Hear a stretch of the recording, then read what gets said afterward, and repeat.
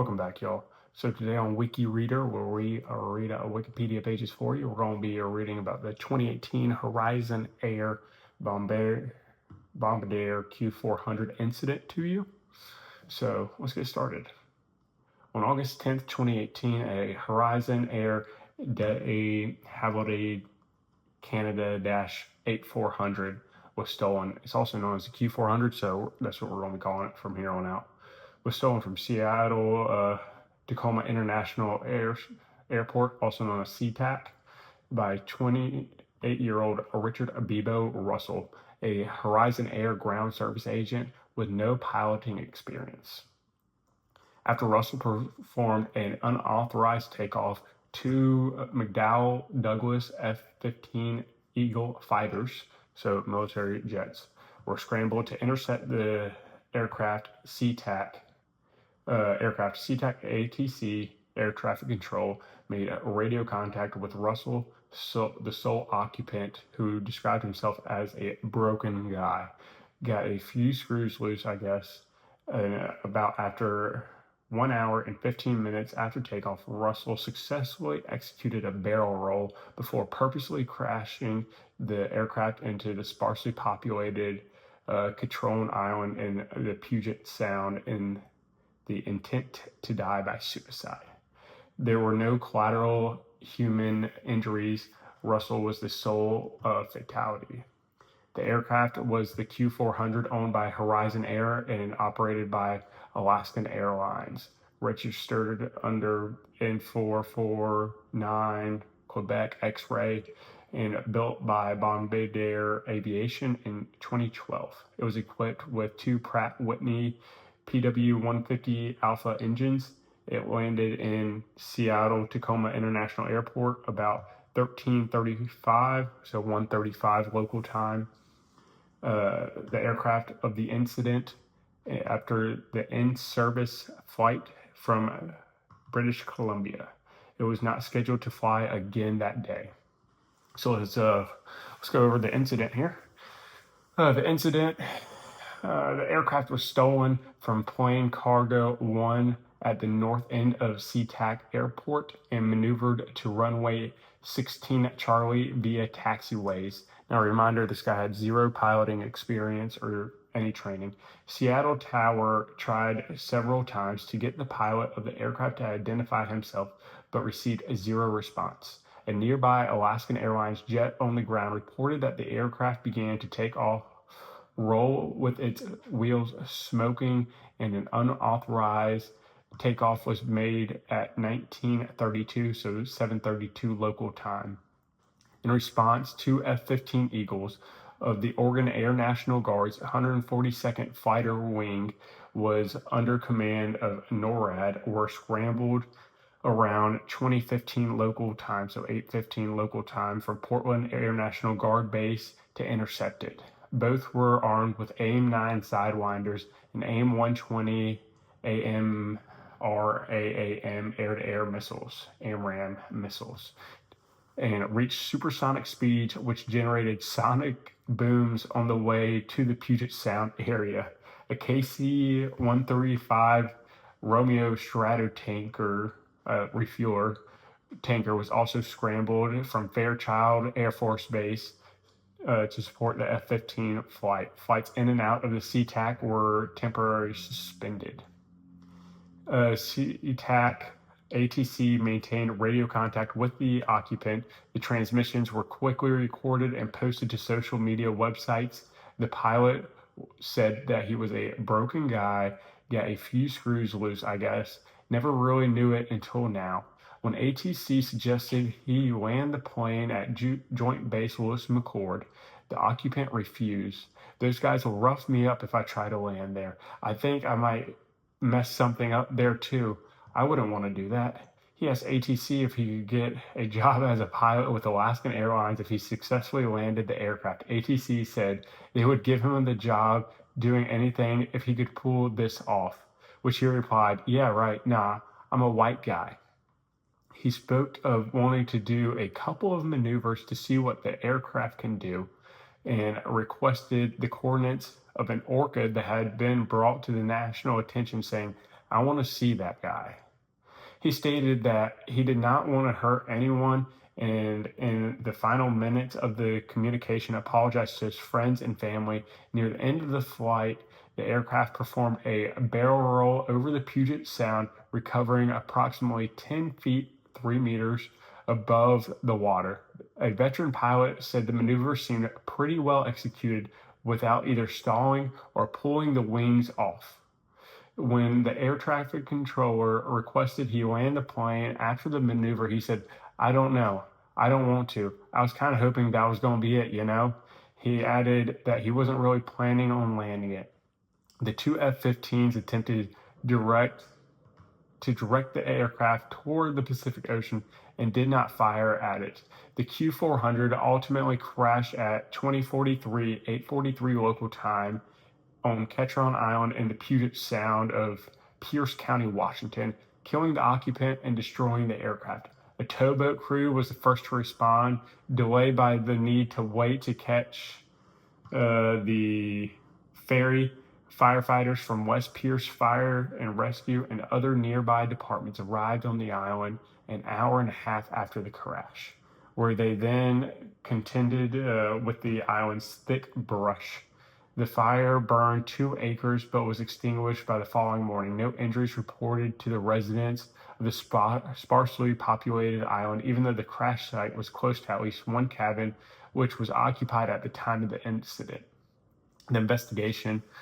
Pierce County Sheriff's Office thanked the public for its accurate information and acknowledged on August 11th that federal agencies would lead the investigation, primarily the Seattle office of the FBI.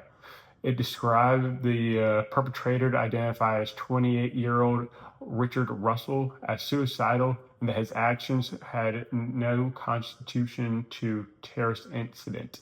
Alaska Air Group CEO Brad Tilden announced that the same day that the airline was coordinating with the Federal Aviation Administration, the FBI, the National Transportation Safety Board, and was working to find out anything we can as soon as possible to what happened.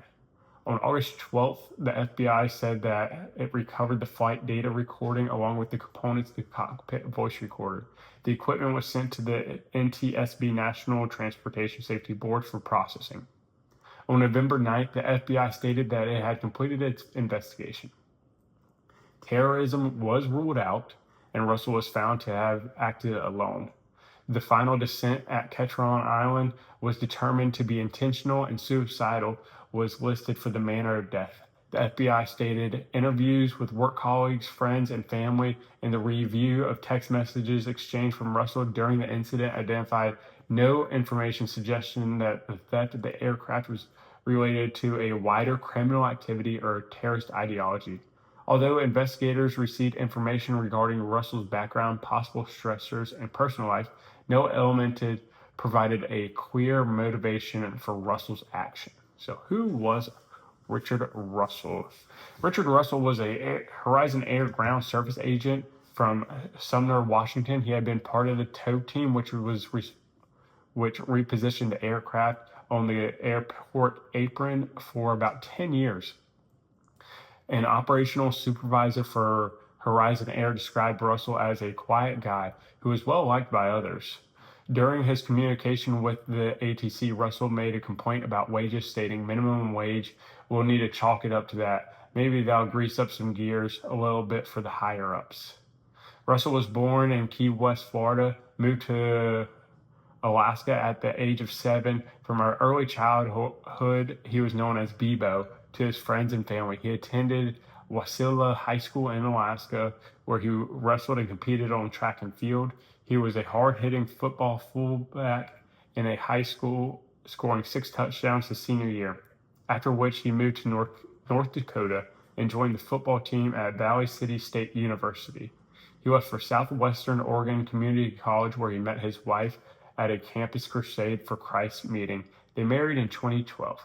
Together, they started a bakery in Oregon. They sold the bakery in 2015 so his wife could move closer to family. They settled in Sumner, Washington, and Russell found employment with Horizon Air. He was an avid traveler and attended Washington State University Global Campus, majoring in social science. He had planned to seek a management position at Horizon Air or become a military officer after receiving his degree. He was active in his church and a leader of the local youth ministry Young Life.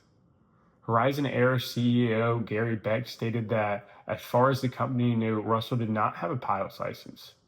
Beck said the aerial maneuvers were incredible and that he did not know Russell achieved the experience that he did during his conversation with air traffic control.